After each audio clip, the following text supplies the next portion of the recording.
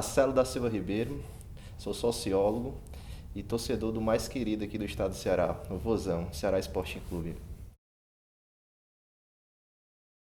Assim, a minha aproximação com o Ceará não é muito convencional, mas também não é diferente das demais. Foi familiar, né?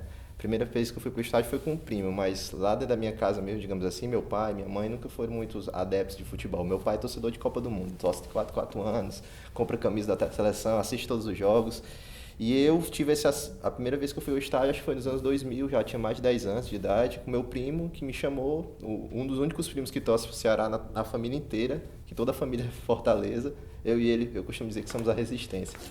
E fomos pro jogo, o Ceará ganhou de 2-1 e desde então, eu que era palmeirense roxo, menino, torcer pro Palmeiras, virei torcedor do Ceará. Definitivamente, meio que afastei a predileção para torcer pelo Palmeiras e fiquei só com o Ceará mesmo na minha vida.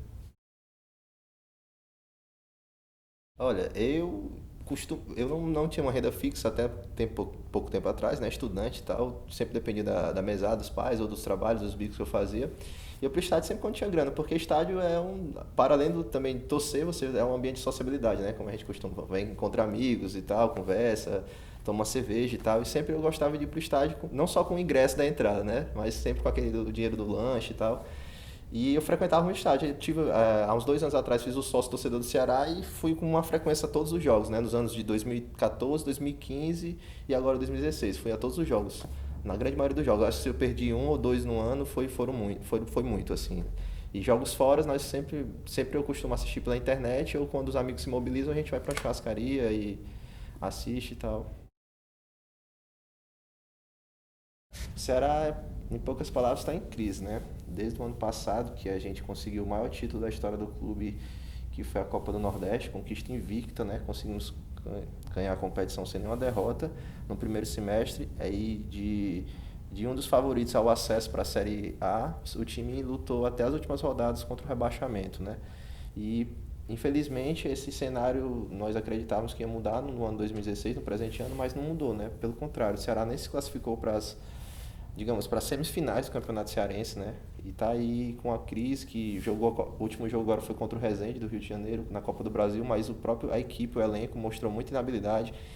A torcida vem se mobilizando muito porque, digamos que a diretoria teve muitos erros na contratação de diretor de futebol, que esse diretor de futebol contratou jogadores que estavam parados. Alguns torcedores e alguns cronistas esportivos alegam que tinha jogada de panelinha, de empresário por trás disso tudo. Com as redes sociais, né, WhatsApp, Facebook, essas notícias voam, né? Ficam assim, a crônica esportiva convencional, a mídia televisiva, jornalística do jornal impresso, meio que está um pouco perdendo, na minha opinião, né? Enquanto torcedor.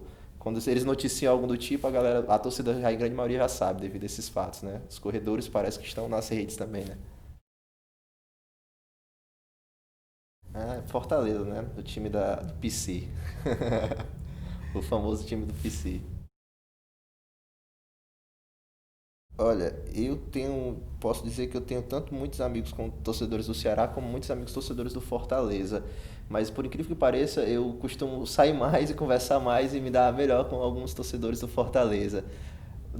Talvez seja por esse clima de rivalidade, que a gente já é aquela mescla de rivalidade, amizade, que fica na brincadeira, na chacota, mas dentro de casa, naquele negócio bem íntimo, né? Chega a ser um pouco do foro íntimo, né? Pessoas que andam na minha casa e tal. Minha própria família, como eu já disse anteriormente, a maioria é torcedora do Fortaleza. E é sempre assim, né? Tirando onda. Pelo menos agora, o Ceará, como está em crise, eu falei, né? Tô sofrendo aí direto, sendo marcado em Facebook, grupo de família, do WhatsApp. O pessoal na rua fica tirando onda. Pra você ter uma ideia, ontem, no último jogo do Ceará, mesmo o Ceará se classificando para a Copa do Brasil, eu indo para minha casa, a galera ligando e mandando, pelo menos isso e tal, entrando em contato para tirar uma onda, conseguir passar pelo menos dessa fase da Copa do Brasil, daí você tira, né? Mas é de boa, de boa. Eu tiro muito sarro, mas também levo muita onda para casa, né? O maior craque da história do Ceará, pra mim, foi o maior fazedor de gols que eu vi, o Sérgio Alves, que é o terror da, da torcida rival, digamos. Mas, assim, pra mim, né? Mas, assim, sendo bem coerente, eu acho que o Magno Alves foi no geral, assim, né? Na torcida. Acho que também é um pouco de, digamos, da minha parte, saudosismo mesmo dizer que o Sérgio Alves, mas o Magno Alves jogou muita bola. Eu fico, digamos que eu fico no, entre Sérgio Alves e Magno Alves. Eu fico balançado para dizer, eu não posso. Você seria leviano se eu escolhesse um desses dois, comigo mesmo. Ah, cara, um gol inesquecível. Acho que foi o primeiro gol que eu vi de final de campeonato. Ceará e Fortaleza 2012, campeonato cearense. O Ceará fez um gol e o segundo gol da partida, o Ceará foi campeão. Acho que foi um dos gols mais inesquecíveis que eu vi. Porque até então eu havia ido para alguns jogos, não eram muitos jogos do Ceará. Os jogos que eu fui, o Ceará sempre ganhou e tal, mas foi o primeiro jogo, primeira final, ou seja, tinha toda uma atmosfera por trás disso, né? Foi a primeira vez que eu vi o time que eu escolhi para mim ser campeão em cima do maior rival. E o primeiro gol foi emocionante, mas o segundo a torcida já foi as favas, digamos assim, a glória, né? Era gritaria, cantando hino, pulando. Aí foi inesquecível esse momento, eu me lembro até hoje. Eu acho que foi esse gol em si foi foi aquele start, aquele insight, dizer assim, esse é o time que eu quero para mim, entendeu? E quem é que fez gol, sabe? Como é que foi a Cara, jogada? se eu não me engano, agora você me pegou, eu esqueci, ó, o nome do atacante que fez o gol. Foi o Mota, pronto, o gol do Mota, no Como é que foi a Castelão. jogada? Cara, o Yarley, se eu não me engano, foi o Yarley também, outro craque de bola que jogou aqui no Ceará, nacionalmente conhecido, acredito, e até internacionalmente, né? Jogou o Inter, você é torcedor do Inter, né? É, ele cruzou e o Mota fez um gol assim, tipo, cruzou na área, meia altura, a bola já tava pra baixo, o Mota deu meio que um voleio no chão, assim, né? Um chute. Aí foi bem no meio do gol e o goleiro foi indefensável porque foi muito forte. Ah, uma escalação. Digamos que eu posso citar a do acesso, se eu não me engano. Deixa eu ver aqui. Era a do acesso de 2009. Magrão no gol. Aí tinha. Era o Fabrício na zaga. Anderson, lateral Fábio Vidal, Arlindo Maracanã. Meio campo era o Michel, o João Marcos. Aí tinha Geraldo. No ataque tinha Mota. Agora me faltou. Faltou a memória. Esqueci.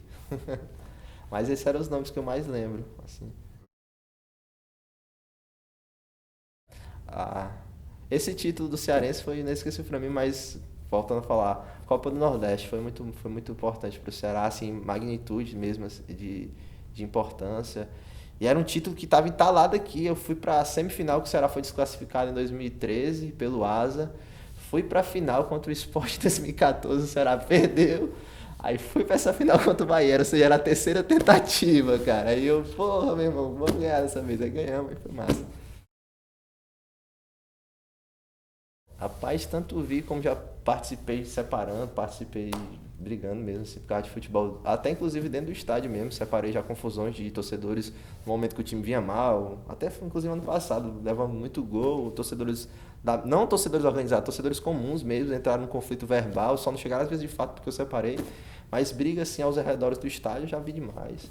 Olha, vi briga desde exatamente isso a questão de o cara discordar porque o técnico tirou um jogador. Essa própria briga que eu falei contigo foi um negócio marcante. Que, digamos assim, não chegou às vias de fato, mas me chamou a atenção, porque eram senhores, assim, já de sua idade, seus 40 anos, não eram garotos, jovens, assim, não se pode culpar, digamos, a puberdade, o calor da emoção, mas a emoção do jogo. Aí o cara esculhambou o técnico, falou mal do técnico, dizendo que ele não soube fazer alteração, o outro foi defender, aí em vez de estar discutindo tática, o outro ficou esculhambando, aí depois essa discussão de técnico passou uma discussão mesmo de foro pessoal, o cara começou a falar, chamar de palavras aqui que são muito ofensivas, né, no sentido de corno, filho da puta e tal. Aí os caras avançaram, né? Rolou uns tapas e tal, mas quando começou o Tabef, né, rolar, digamos assim, veio gente e separou. Eu fui um dos que separou. Né? Inclusive porque eu nem conhecia a pessoa, na verdade, ela estava do meu lado e começou a brigar. Uhum. Dentro do estádio, inclusive, da arena FIFA, que é o padrão FIFA, né? Porrada padrão. É, porrada era padrão FIFA. Cara, vou tentar aqui, peraí. Vamos lá. Teu passado é todo coberto de glória. Dia a dia tu conquistas mais vitória. Tua bandeira alvinegra desfaldada. Teu time em campo tem vitória assegurada. Campeão da popularidade. Tua torcida hoje é toda a cidade. Teus carros em campo a brilhar. É o Ceará, o vovô vai ganhar. Ai, lá, lá, lá. Essa parte eu sei, mas o resto eu não sei não. Eu acho que se o Brasil não aprendeu que futebol não é um de privilégio só dos brasileiros, a Copa foi inútil. Mas se, no final das contas, a lição que nos foi passada se viu de efeito, ela foi uma boa Copa, porque eu acho que a Copa de 2014 ela foi um resultado, digamos, de outras Copas. Acho que 2006 provou isso, 2010 provou isso. 2014 veio meio que sedimentar essa questão, dizer que o futebol não é um privilégio do brasileiro, não é só o brasileiro que sabe jogar futebol, não é só o brasileiro que entende futebol. Essa Copa mostrou em campo, digamos assim, que existem países mais preparados, que o Brasil meio que parou no tempo com certos mitos sobre o que é jogar bola, né? Tanto que eu faço essa brincadeira entre meus amigos. Eu acredito que o Galvão Bueno nunca mais vai usar essa proposição que ele sempre costumava falar em jogos alemães, dizer que a Alemanha não joga futebol, joga uma coisa muito parecida com futebol. Eu acho que depois do 7-1, esse ícone aí da, da crônica esportiva, da mídia esportiva, né, que é o Galvão Bueno, que é um narrador aí que há décadas vem cobrindo seleção e eventos esportivos de grande magnitude no Brasil. Ele costumava fazer essa comparação, né? Meio que desqualificando o futebol e ainda meio que embebecido dessa lógica do simbolismo que o brasileiro é o país da ginga, é o país da bola, que acabou mostrando que isso é um mito. Pelo menos um mito para esse futebol moderno, digamos assim, né? Para esse futebol que agora é uma tática de campo que os jogadores são disciplinados no sentido que eles cumprem seu papel, sua função, eles têm a sua individualidade, mas a individualidade está submetida ao coletivo, né? À coletividade. E a Copa do Mundo em campo, para mim, foi essa lição. Mostrar que o Brasil está atrás mesmo, temos que ser um pouco mais humildes, temos que pensar uma nova forma de jogar, mas pelo que eu estou vendo aí pelas eliminatórias, não está surtindo muito efeito. Ainda estamos nas lógicas do grande craque, da grande salvação, bota a bola no pé do Neymar que ele resolve, como foi em outras Copas e tal. E isso acaba negligenciando o que é o futebol pede hoje em dia. O futebol do Guardiola, o futebol do clube, dessa galera que é o futebol coletividade. Por mais que existam gênios no time, só funciona essa genialidade se for no coletivo, né? Não tem como você... E fora de campo ficou aí, né, o legado, o inlegado, digamos assim, o legado de Elefantes Brancos, que você teve um jogo recentemente, Flamengo e Vasco na Arena em Amazonas, o jogo lotado, e pelo campeonato amazonense teve pouco mais de 2.000 pessoas.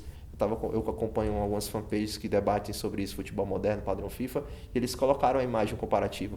Times locais com o público desse pífio e times do Eixo Sul. Lógico que tem por trás toda a pressão midiática, ser um evento e tal, não só um jogo esportivo, mas eu fico pensando, será possível levar todos os times do Eixo Sul, que tem grande torcida no Brasil afora, para esses estádios aí, que digamos que o futebol não é tão badalado, todo ano? Como é que vai funcionar isso? Porque estão lá os estádios parados, né?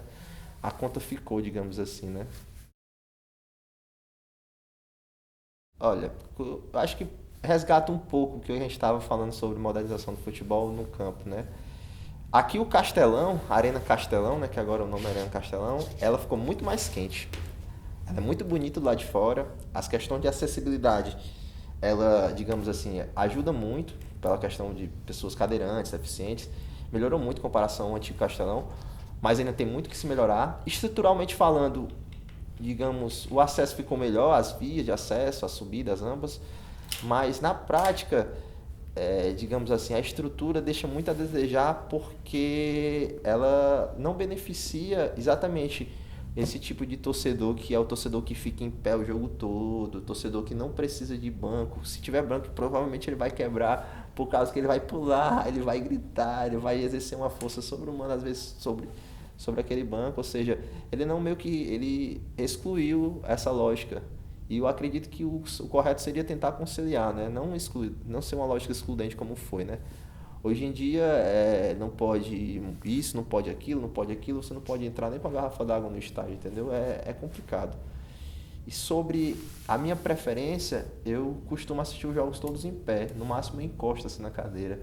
Sou daqueles torcedores que não gostam muito de sentar, até porque eu não gosto de perder nenhum lance. E eu sou, digamos assim, declaradamente contrária à modernização do futebol ao moldes dos padrões FIFA. Eu me declaro contrário a esse formato aí enlatado que veio da Europa e está tentando ser implementado. Na verdade, já foi implementado aqui, né?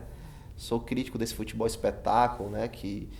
que a Copa do Mundo foi um grande exemplo disso, quando você via, eu li artigos de jornalistas, até de especialistas que estudam futebol, sociabilidade em estádio, esse tipo de coisa, que falavam sobre como quem estava no estádio não era um torcedor, era um cara que tinha pago para ir para um evento. Tanto o número de selfies de si próprio bateram recordes aí no Twitter, Facebook, redes sociais.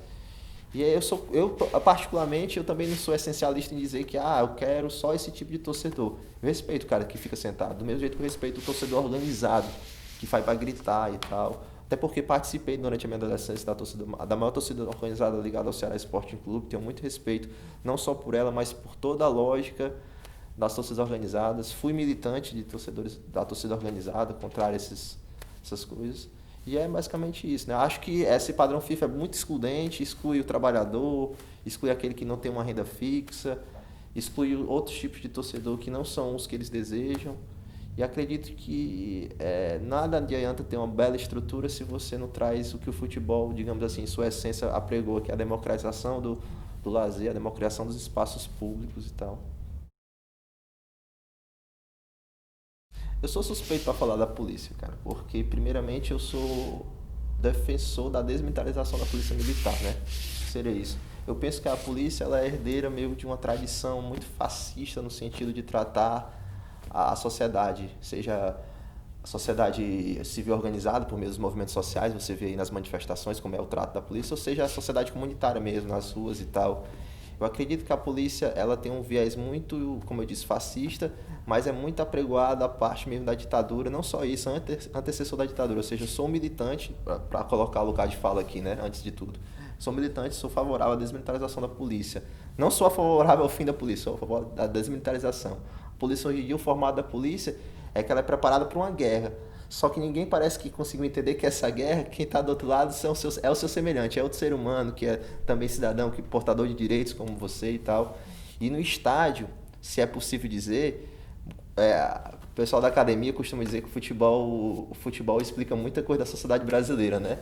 A academia gosta de reforçar isso nos seus trabalhos, artigos, livros e tal. E se pegarmos essa relação da polícia com os torcedores, aí sim que podemos pegar um ponto factual, digamos assim, que explica bem.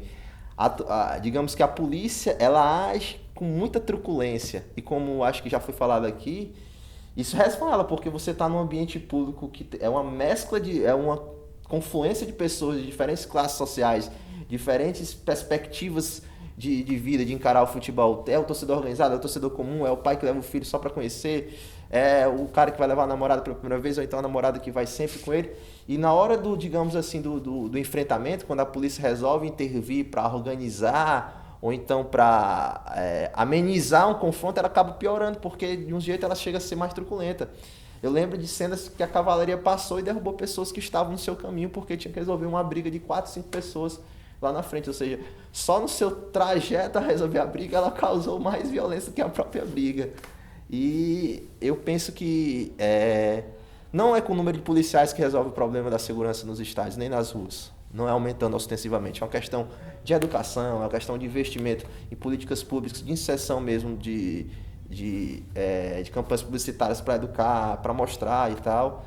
E eu acredito muito que eu sou contrário a essa gestão de segurança pública que aumenta o policiamento, aumenta o armamento, aumenta a repressão, que já mostrou-se, pelo menos ao meu entender, que não dá resultado, né? O pessoal tá aí brigando nos estádios, o pessoal tá se matando e tal, e o número de polícia aumenta e não resolve, né?